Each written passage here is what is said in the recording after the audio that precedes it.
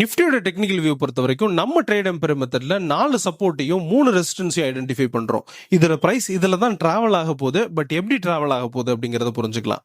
So price பொறுத்த வரைக்கும் பாத்தீங்கன்னா ஒரு பாசிட்டிவ் மொமெண்டம் அப்படிங்கிறது ரொம்பவே கொடுத்துட்டு வராங்க.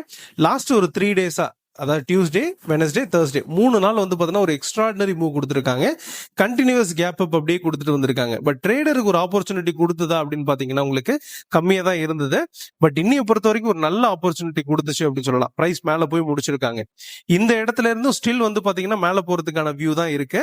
இதோட பிரைஸ் இம்மீடியட்டா இந்த ரெசிஸ்டன்ஸ் ஒன்னா இருக்கக்கூடிய இந்த இடத்த போய் டெஸ்ட் பண்ணணும் அப்படிங்கறத புரிஞ்சுக்கலாம். அதாவது 25,527 இந்த ரேஞ்சை போய் டெஸ்ட் பண்ணணும் அப்படிங்கறத புரிஞ்சுக்கலாம். பட் அது போகணும்னா இந்த சப்ளை ஜோன் 1க்கு மேல சஸ்டெயின் ஆகணும். இதோட பிரைஸ் வந்து பாத்தீங்கன்னா உங்களுக்கு சப்ளை ஜோன் 1 பிரேக் பண்ணி சஸ்டெயின் ஆயிடுச்சுன்னா ஒரு பாசிட்டிவ் மொமெண்டம் அப்படிங்கிறது வரும். இது வந்து பாத்தீங்கன்னா ஒரு சின்னதா இதை நான் ஐடென்டிஃபை பண்றது வந்து பாத்தீங்கன்னா உங்களுக்கு 10 செகண்ட் அல்லது 15 செகண்ட்ல நான் ஐடென்டிஃபை பண்றேன். இதுல வந்து பாத்தீங்கன்னா ஒரு அப் ட்ரெண்ட் அப்படிங்கிறது ஃபார்ம் ஆயிட்டு இதோட பிரைஸ் போயிட்டு நாளைக்கு ரீச் பண்றதுக்கான வாய்ப்பு இருக்கு. இந்த இடத்துல இருந்து வந்து பாத்தீங்கன்னா ஒரு சின்னதா ஒரு கரெக்ஷன் அப்படிங்கிறது எக்ஸ்பெக்டட்.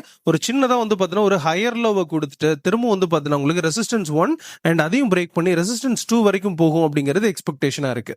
இந்த ரெசிஸ்டன்ஸ் 2 போறது நாளைக்கே போயிடுமா அப்படின்னு பார்த்தோம்னா அது இமீடியட்டா போறதுக்கான வாய்ப்பு கம்மி தான். ஸோ இமீடியட்டா வந்து பாத்தீங்கன்னா உங்களுக்கு ரெசிஸ்டன்ஸ் 1 போயிட்டு அந்த கரெக்ஷன் மட்டும் கொடுத்துருவாங்க அப்படிங்கிறது எக்ஸ்பெக்டட். சப்போஸ் நாளைக்கு கேப் அப்ல இருந்தாங்கன்னா இந்த ரெசிஸ்டன்ஸ் 1க்கு மேல இருந்தாங்கன்னா கொஞ்சம் அடுத்த லெவல் போறதுக்கான வாய்ப்பு இருக்கு அப்படிங்கிறதும் புரிதலா இருக்கு.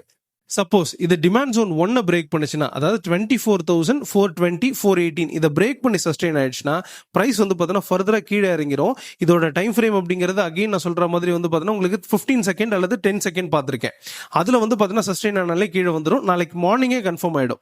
ஸோ தென் அது டிமாண்ட் ஜோன் 2 இருக்கக்கூடிய இந்த 25,350 போய் டெஸ்ட் பண்ணலாம். அகைன் இந்த இடத்துல ஒரு ஹெவியான டிமாண்ட் இருந்துட்டு இருக்கு. திரும்பவும் வந்து பார்த்தீங்கன்னா ஒரு சைட்வேஸ் பிட்வீன் ரெண்டு ரேஞ்சுக்குள்ளார இருக்கலாம் அப்படிங்கிறது புரிதலா இருக்கு. சப்போஸ் அகைன் வந்து பாத்தீங்கன்னா இந்த சைட்வேஸ்ல இருந்து மேல போறதுக்கான வாய்ப்பு இருக்கு. அது எப்படி இருக்குன்றத புரிஞ்சுக்கலாம். அல்லது ட்ரேட் எம்பையர் ஸ்டூடெண்ட்ஸ் கிளியரா தெரியும் அப்படிங்கறத புரிஞ்சுக்கலாம். சோ பிரைஸ் சப்போஸ் வந்து பாத்தீங்கன்னா டிமாண்ட் ஜோன் 2 பிரேக் பண்ற பட்சத்துல, அதாவது 25,350 பிரேக் பண்ற பட்சத்துல இதோட பிரைஸ் வந்து பாத்தீங்கன்னா ஃபர்தரா டவுன் ஆகும் அப்படிங்கறத புரிஞ்சுக்கலாம். இது அடுத்ததான் வந்து பாத்தீங்கன்னா டிமாண்ட் ஜோன் 3 வந்து டெஸ்ட் பண்றதுக்கான வாய்ப்பு இருக்கு.